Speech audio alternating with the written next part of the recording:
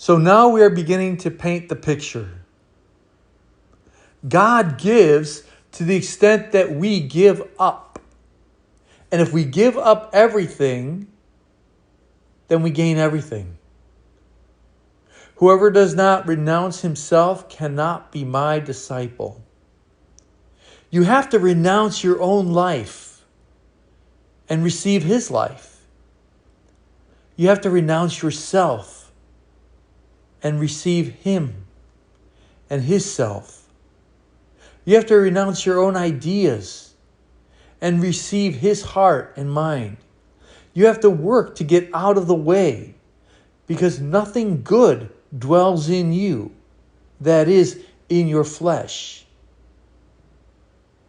You need to put all of that aside, and you need to wait upon the Lord.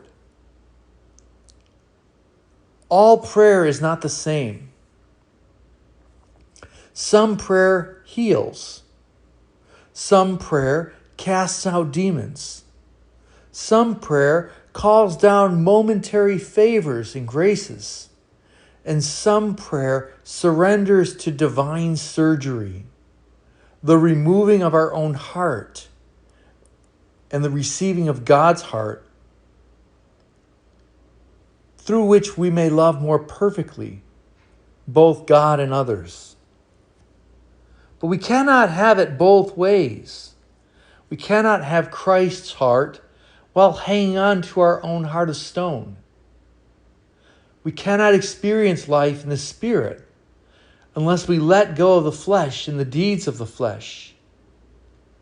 God is a jealous God in this sense. He gives himself in proportion to how much we are prepared to receive him. Our self-emptying is the key.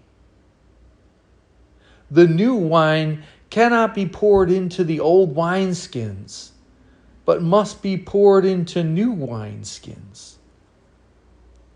Ego, some have said, is easing God out, because that's what it does. Here's the reality. God is perfect and dwells within the baptized Christian. Of his fullness we have all received grace upon grace in Christ Jesus. So what or where is the impediment? It is our getting out of the way. Our assertions, our perceptions, our opinions, our judgments, our concerns. These prevent us from living as God intended, from becoming saints. Like I said, God can change things for us. And God certainly wants to change things for us. But if he is trying to remove our puny and stony heart, that he may give us his own, and we are attached to ours, and keep insisting that we know best, keep clinging and hanging on, then what? How will we ever transcend ourselves? How will he remake us in his image and likeness if we forbid it?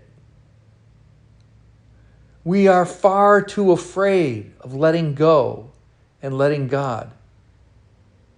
If I let go of myself, I may not think the same. I may not feel the same.